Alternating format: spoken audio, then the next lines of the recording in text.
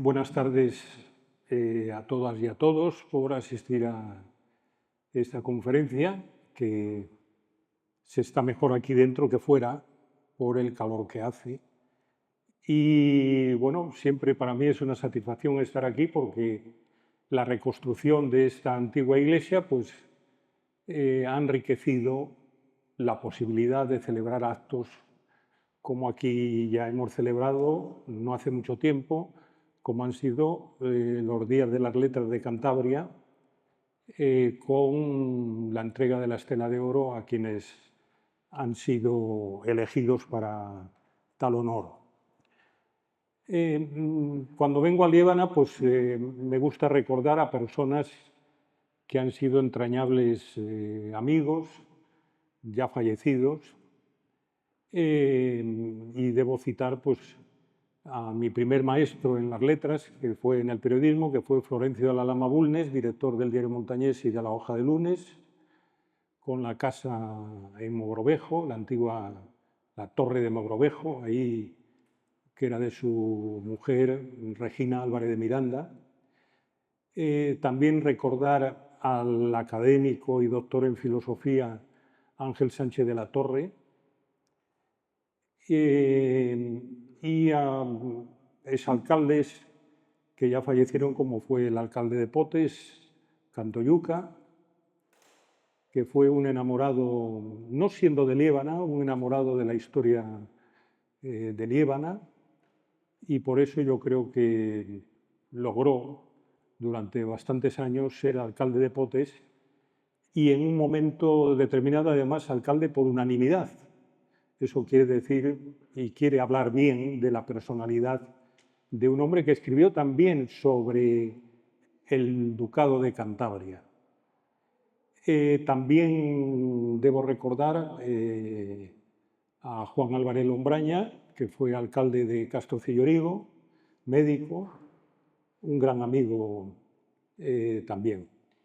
Y evocar también pues, que me siento satisfecho que de estas jornadas de Liébana, cuna de la Reconquista, pues participen miembros destacados y queridos de la Sociedad Cántabra de Escritores, como Paquín, que no pudo estar ayer, que es escritor vitalicio de nuestra sociedad, Ángel de la Colina, que fue primer presidente y que está aquí presente, Ángel Ocejo, Pedro Álvarez, que disertó ayer sobre un tema que conoce con bastante profundidad, como es el monasterio y todo lo que rodea la figura legendaria de Beato de Liébana. Y bueno, y yo mismo que les estoy hablando en estos momentos. Aquí, bueno, voy a hablar del Ducado de Cantabria, no mucho, porque ya he escrito muchísimo a lo largo del tiempo y, como ha dicho Enrique antes, el fracaso ha sido total. Y cuando ha sido total en tu propia casa, pues lo sientes más. Pero bueno, habrá que seguir luchando y yo os felicito porque sigáis esta lucha como siguieron antepasados o anteriores a nosotros y lo hicieron con desafortunada fortuna también, pero lucharon hasta el último momento en defender a Liébana como parte muy importante en el acontecer de España. Aquí hace 15 años aproximadamente, buscando en casa, he encontrado incluso el recuerdo de aquella jornada. Celebramos unas conferencias sobre la historia de Liébana en base a un trabajo que había realizado Francisco de Marcos Alonso Paquín, y se dio en llamar a aquel grupo, que formamos una serie de personas, el grupo Causegadia. Fue en el año 2011.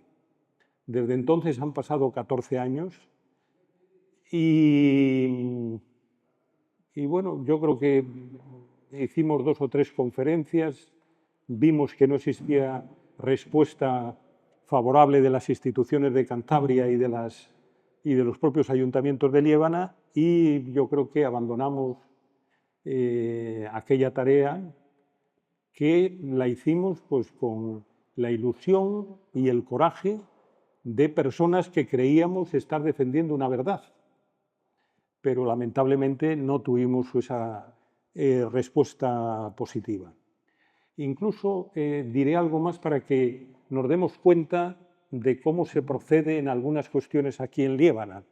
Entonces existía la Sociedad de Amigos del País Lebaniego, que era una institución que se recuperó del siglo XIX, y una de las visitas que hicimos fue a las personas que dirigían aquella sociedad, y nos ofrecimos a organizar de vez en cuando alguna conferencia sobre historia de España, de Cantabria y de Liébana.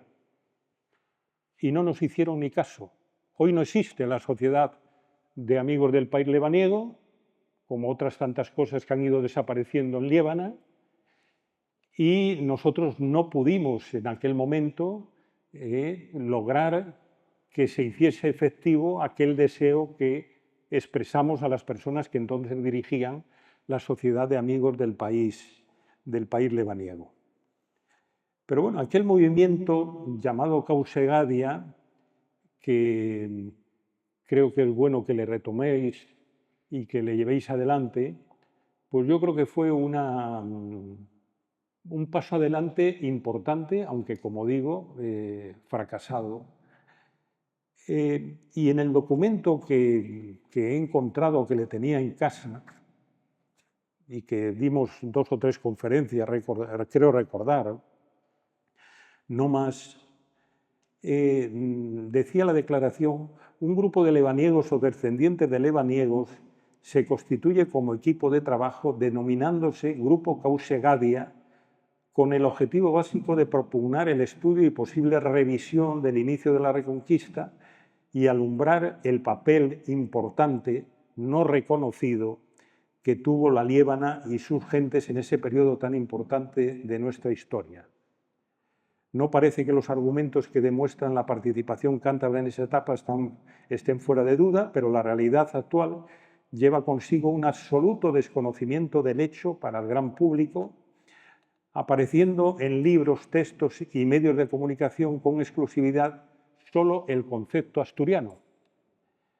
Cuando hablo ahora del concepto asturiano, voy a recordar que hace nada menos que 53 años se publicó un artículo en La Nueva España de Oviedo titulado «Atención, asturianos, nos quieren robar a Pelayo».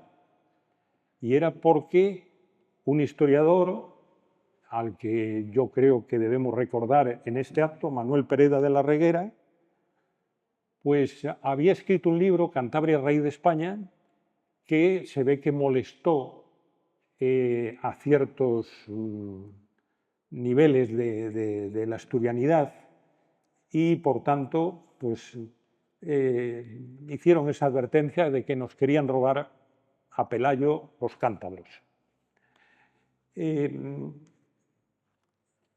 Manuel Pérez de la Reguera, como sabéis, falleció en 1981 y bueno, yo tengo la satisfacción de que en el año 1998 aproximadamente, un grupo de personas, historiadores, escritores, poetas, que nos reuníamos de vez en cuando, pues de alguna manera sensibilizados con este tema, pues logramos reeditar un libro, Cantabria, raíz de España, que estaba absolutamente ignorado ya y ya no existían las librerías. Y entonces, en el año 1998, se consiguió hacer esa reedición, después de estar muerto Manuel Pérez de la Reguera 17 años, y lograr de alguna manera que algunos capítulos de esa obra fuesen conocidos por gentes de nuestra tierra de Cantabria. Ese fue un paso importante que dimos, siendo conscientes de que teníamos que hacer honor a historiadores, escritores que habían luchado por defender esa historia y que nos tocaba a nosotros coger el relevo. Nosotros esperamos, yo al menos espero que otros que vengan pues recojan nuestro relevo y puedan seguir defendiendo la verdad de esta historia.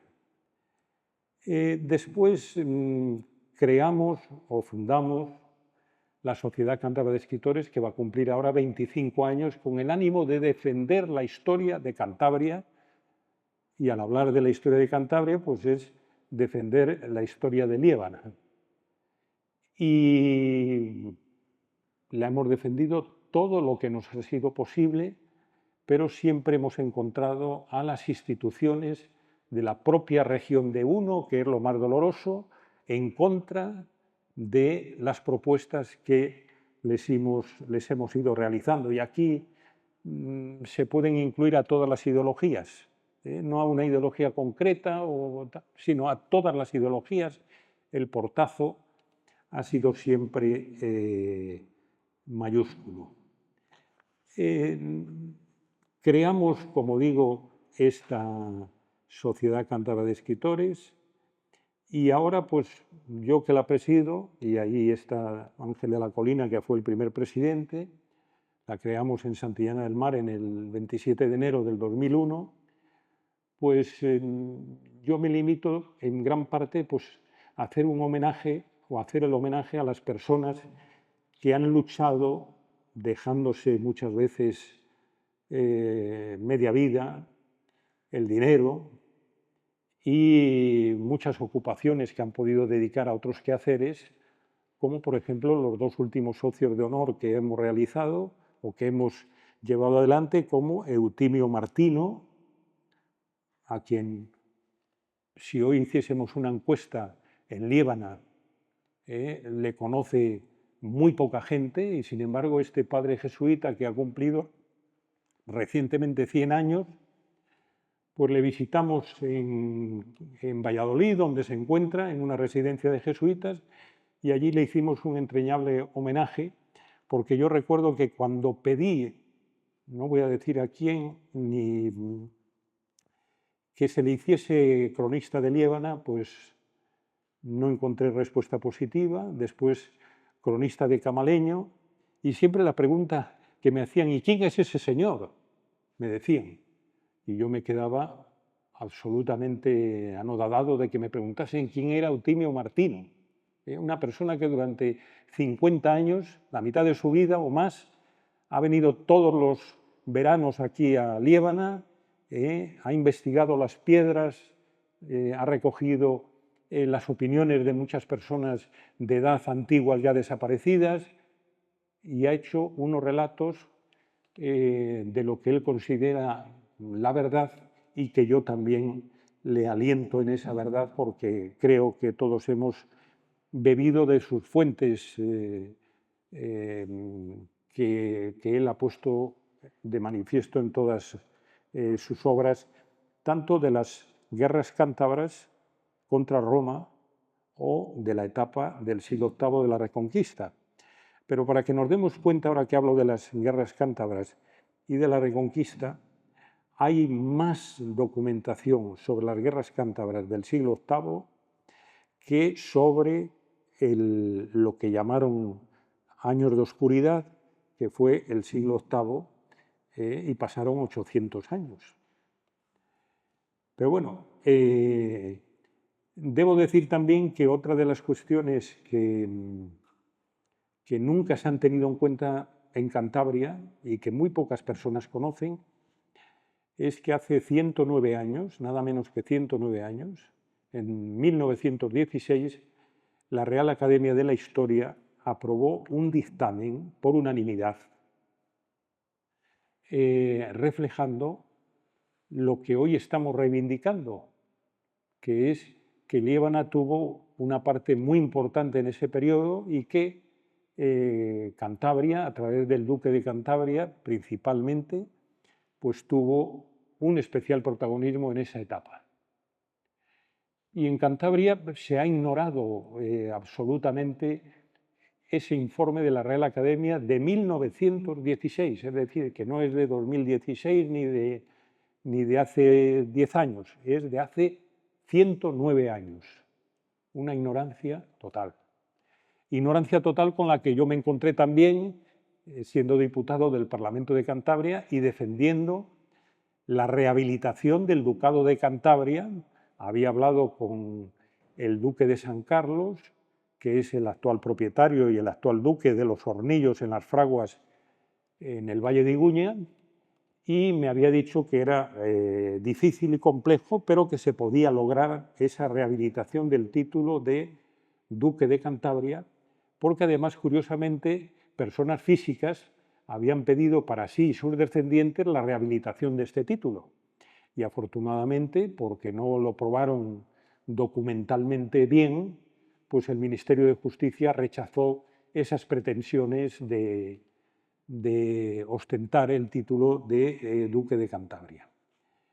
En aquel debate en el Parlamento en 1998 sobre la rehabilitación de este título, yo no he querido ir al Parlamento a ver el diario de sesiones de la fecha porque para mí sería vomitivo, porque escuché unas cosas de una serie de portavoces que intervinieron en ese acto que bueno, son absolutamente rechazables desde el punto de vista de que un parlamento de una comunidad autónoma, al menos tenemos muchos ejemplos, todos los ejemplos, lo que hace es cerrar filas en torno a hechos históricos, biografías o protagonismos de personas de gran relieve en la vida nacional.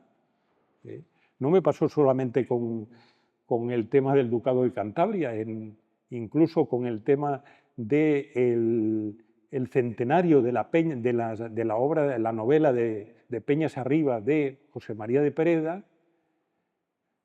Yo pedía que se conmemorase y se enseñase a los niños la lectura de este libro, y también lo rechazó el Parlamento de Cantabria por el 70 o el 80% de los votos.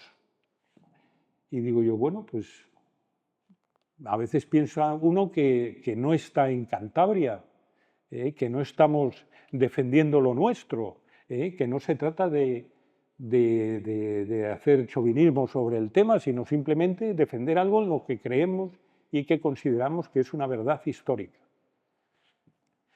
No voy a hablar, por ejemplo, de las calles y de las plazas que hay en Cantabria, recordando el protagonismo de Pelayo o del duque de Cantabria en este proceso histórico que se está analizando. En Cantabria solamente hay un municipio, que es el municipio de Limpias, que tiene una plaza que se llama Ducado de Cantabria, el único. Yo fui a dar allí una conferencia y el alcalde me dijo, ¿qué quieres? Pues como era amigo y tal, le dije, mira, lo que quiero es que esta plaza, que no tiene nombre, lleve el nombre del Ducado de Cantabria. Y así fue. Hoy en día, si vamos a Limpias, frente al ayuntamiento, veremos una placa que pone Plaza del Ducado de Cantabria. No hablemos ya de Pelayo. No busquemos en Santander ciudad una calle Pelayo. Hay una calle muy pequeña, interior, dedicada a Pelayo. Y pregunto, ¿habrá aquí en Potes alguna calle de Pelayo? No lo sé. O en algún otro municipio de Liébana. Y entonces dices, bueno, ¿cómo es posible que todos estos pasajes de historia tan fecunda de nuestra tierra pues sean olvidados e ignorados? Pues así ocurre. Entonces, la palabra Henry no está muy de acuerdo, pero yo cuando me ha llamado alguna vez para hablarme de que hay que revitalizar de nuevo el tema de Pelayo y el tema del Duque de Cantabria, digo, bien, se hará lo que se pueda, pero es una tarea imposible. Fijaros, voy a poneros un ejemplo más claro. El académico antes que yo he citado, Ángel Sánchez de la Torre, que fue aquí hijo de un ilustre, bueno, de dos, el matrimonio eran maestros, Mateo Sánchez de la Torre, yo creo que se llamaba, Mateo Sánchez, creo que se llamaba así. Bueno, pues este hombre nació de casualidad en Ribadesella. Y cada vez que daba una conferencia a nivel nacional, porque él era una autoridad en la filosofía del derecho y en la historia y en muchas cosas, pues en la prensa de asturiana siempre se decía, el asturiano Sánchez de la Torre brilló en una... Y a mí un día me confesó que sus 4 abuelos eran lebaniegos y que en la mili le llamaban el cabo Potes. Y entonces pensé, porque vi que a él no le gustaba que en Asturias, que él nació, ya digo, de casualidad en Ribadesella, porque los padres estaban destinados allí como maestros, pues pedí a la mancomunidad de Liébana aquí, con firmas muy acreditadas, que se le hiciese hijo adoptivo de Liébana. Hacer hijo adoptivo a una persona en un ayuntamiento, en una mancomunidad, en una comarca, donde sea, solo cuesta hacer el pergamino si le quieres entregar el pergamino, no cuesta nada, es una decisión administrativa. No da derechos, no da dinero, no da nada. Se hizo la petición, se registró, sin respuesta. Hasta hoy el pobre Ángel Sánchez de la Torre se murió sin poder ver su deseo de que su tierra, la tierra de sus antepasados, pues le diese el honor de ser hijo adoptivo de Liébana. Y lo pongo como ejemplo, hay muchos más ejemplos, pero valen estos. Bueno, y después sobre el tema del Ducado de Cantabria, yo voy a hacer una confesión, y es que todas las aportaciones que he llevado a mis libros sobre el Ducado de Cantabria o sobre Alfonso y Ermesinda o sobre Pelayo, Liébana, un reino entre montañas, pues han sido conclusiones o estudios que han realizado investigadores asturianos que llegan a esa conclusión. Es evidente que ellos después ejercen pues su ciudadanía asturiana y defienden que Pelayo fue asturiano y tal, pero sus investigaciones y la letra pequeña de sus investigaciones y sus libros es que la Reconquista surgió en Liébana y que aquí tuvo unos protagonistas importantes y que el informe de la Real Academia de 1916 es un informe concluyente y con la verdad histórica, y es que todos el tronco familiar de los primeros reyes de España y que salieron de aquí era el tronco familiar del duque Pedro de Cantabria.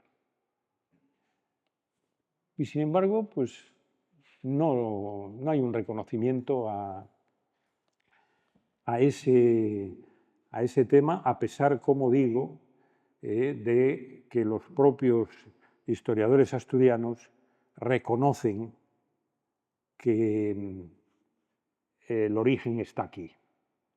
¿Y por qué está aquí el origen?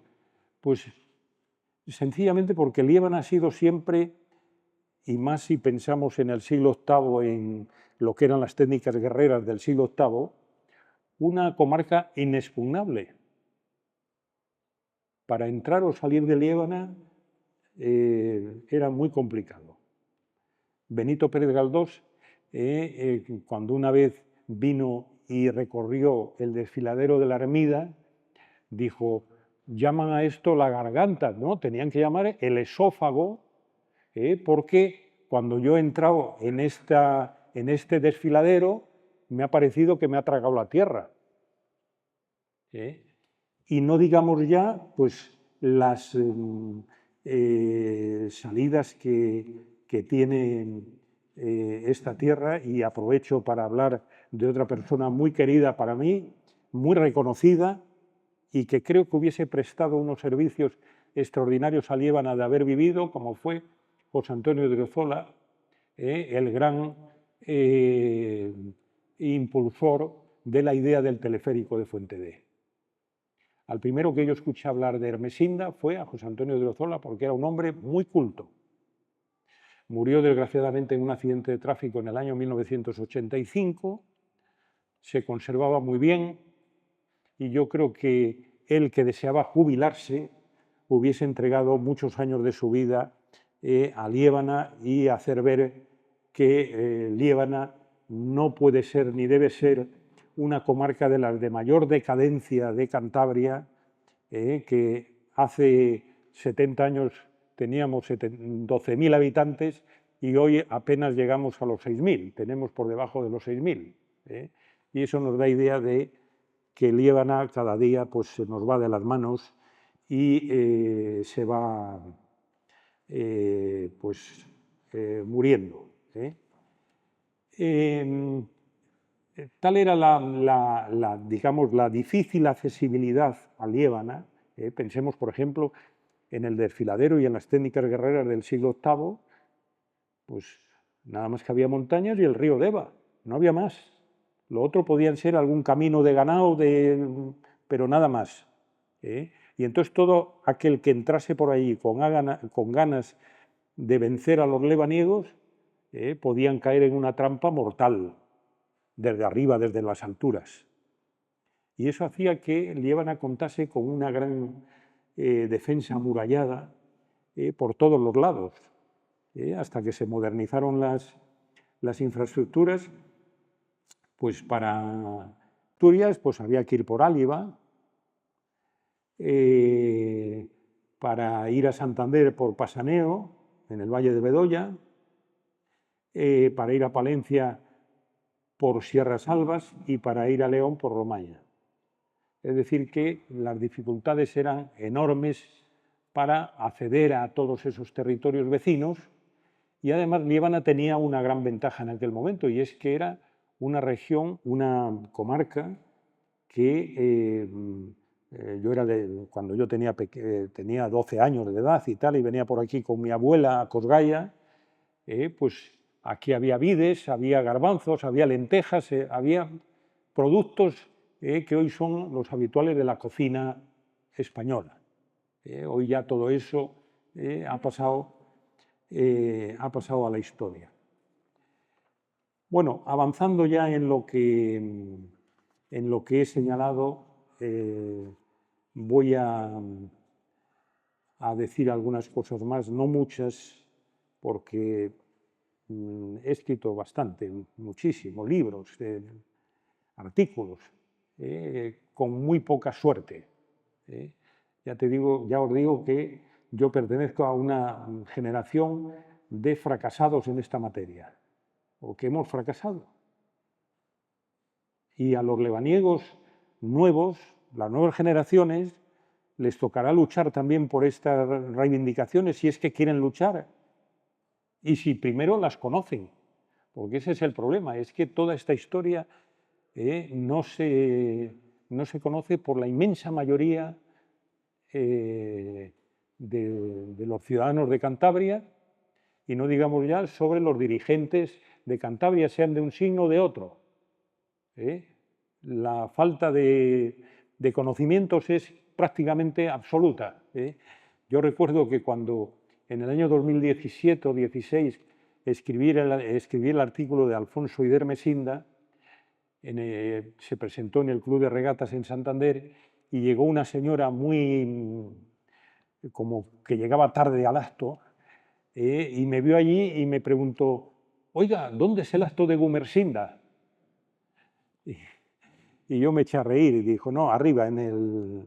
Es decir, que el desconocimiento sobre nuestra historia es muy, muy preocupante. Al menos a mí siempre me ha preocupado, y he creído en la necesidad de que, una vez lograda la autonomía en el año 81, pues al menos en los libros de texto, nuestras generaciones iban a leer como parte de la historia de España, pues la historia de su comunidad. Y no ha sido así. Hoy en los libros de texto se pasan por alto muchas de las cuestiones vitales que consideramos ciertas y correctas para defenderlas. Yo siempre, lo he dicho antes, apelo a ese informe de la Real Academia de la Historia del año 1916, que debe de ser decisivo a la hora de partir en cualquier estudio.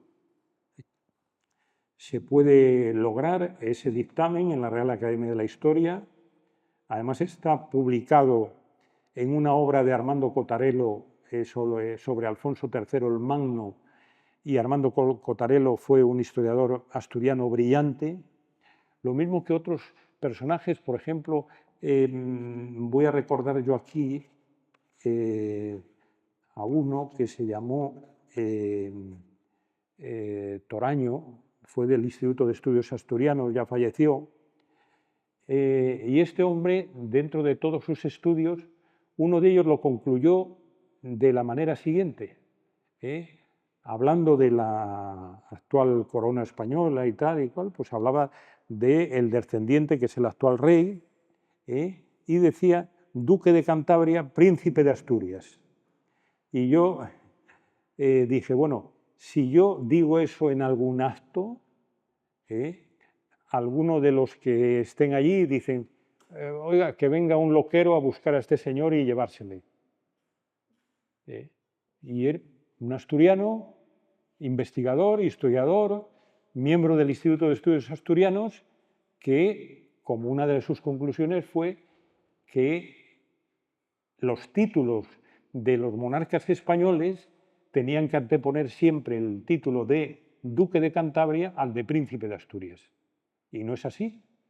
Hoy lo único que sirve, y antes he hablado de las calles y de las plazas, que tienen su importancia. En Asturias, el mayor hotel o el hotel de más nombre en Oviedo se llama Reconquista. Los reyes de Cantabria que estuvieron allí en los 100 y pico años que duró el reino de Asturias, porque es que parece como que el reino de Asturias lo fue todo, y es que hay que pensar que después del reino de Asturias vino el reino de León. A medida que avanzaban las fronteras de la Reconquista, pues los reinos pues tomaban este título. Por ejemplo, pues el reino de León, que por cierto todos los reyes o una buena parte de los reyes de León fueron descendientes vía familiar de Pedro Duque de Cantabria.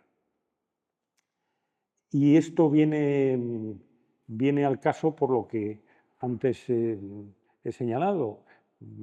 Si vamos a cualquier ciudad de Asturias, nos encontramos siempre con nombres apropiados nuestros, muchos de ellos de Liébana, que están en sus calles, porque han sabido funcionar a ese nivel y porque han hecho la historia suya. Que yo pensé, incauto de mí, que podríamos en algún momento pues buscar un nivel de colaboración con Asturias para celebrar estos acontecimientos, pero los asturianos no quieren. Los asturianos creen que eso es de ellos, de su historia, y no reconocen para nada Liébana y el protagonismo que pudo tener en su etapa. Y esto es importante porque, por ejemplo, el duque de Montpensier, que fue cuñado de Isabel II, francés, que se presentó a ser rey de España cuando salió Amadeo de Saboya, y él sacó 28 votos, y Amadeo de Saboya debió sacar 180 o así para ser proclamado rey.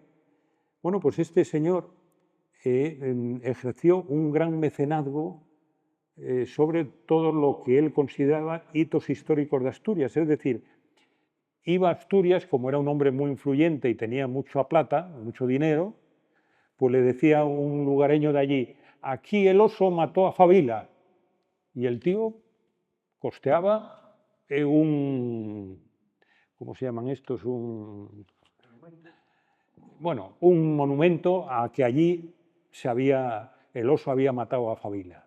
Y con eso otras cuestiones que él llevó adelante en Asturias. Y sin embargo tenemos un monumento en Comillas, en el Palacio de Sobrellano de Comillas, que ya prácticamente no puede leerse. Y cuando digo no puede leerse, pues me tengo que referir a la vergüenza que se tiene que sentir por cualquier gobernante de esta comunidad, que es un párrafo de una carta que Alfonso XII manda a su hermana, la infanta Paz. La infanta Paz había publicado un artículo en algún periódico. Yo tengo uno del año 1923 sobre sus recuerdos, en Comillas, en las fraguas, esencialmente. Bueno, pues en ese monumento que hay en el Palacio de Sobrellano, y que invito a todos los que quieran ir a verle, hay un obelisco allí, y hay una placa que recoge ese párrafo del rey Alfonso XII a su hermana, la infanta Paz, que la dice al final, que espero que me creáis digno de esta Cantabria, cuna de la monarquía española. Y eso no lo escribió hace 20 años o tal, lo escribió hace casi 200 años, casi 100 y pico años.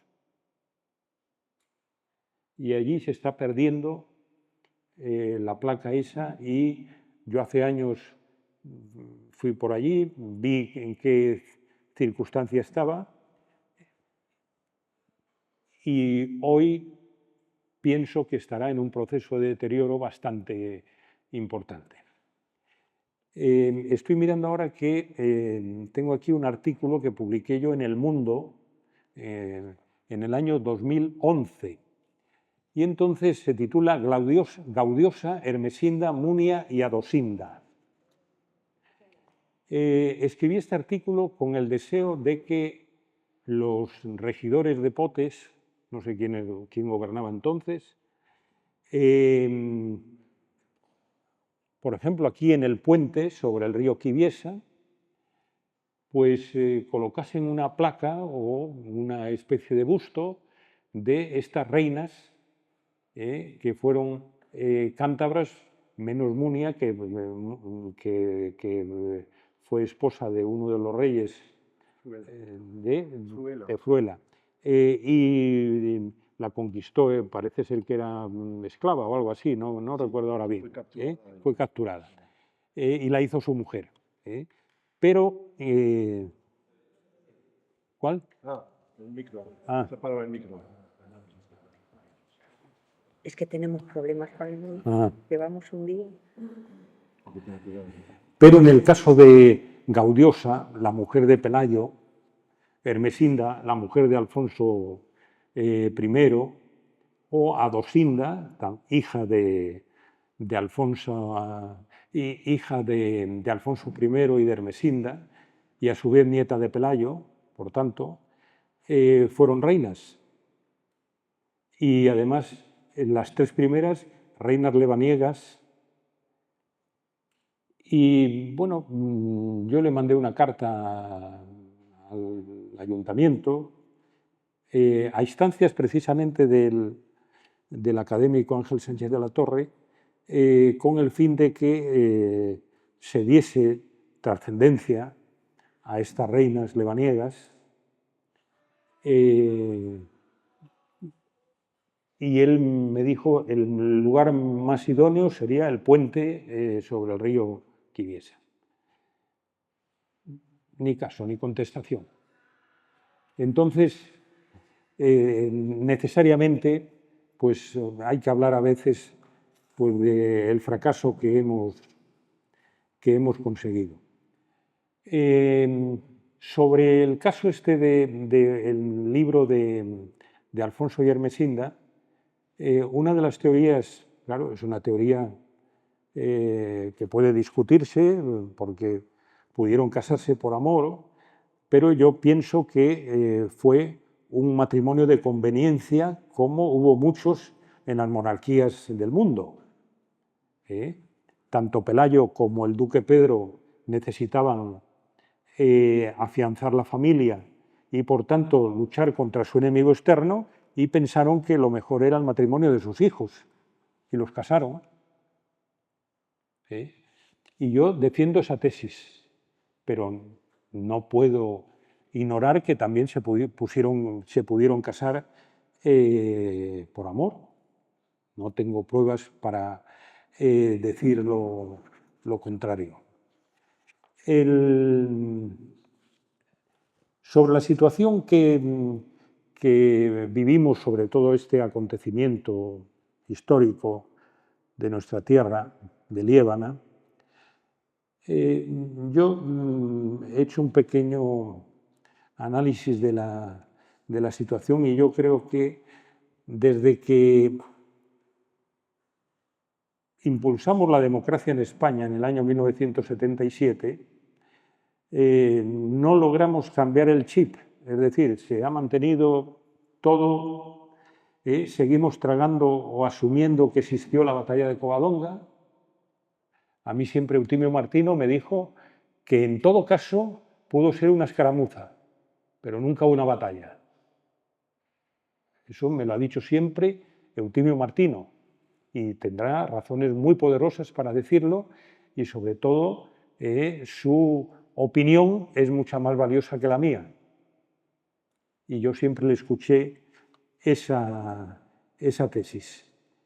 Y sin embargo, pues hemos estado durante todo este tiempo pues aplaudiendo a los asturianos y al Principado de Asturias por hechos realizados en Cantabria y en Liébana en particular. Los historiadores más doctos y prestigiosos, desde mi punto de vista, han establecido pues, un mito de que Pelayo era asturiano, y ese mito pues, se ha mantenido a través de los siglos. Muchas gracias.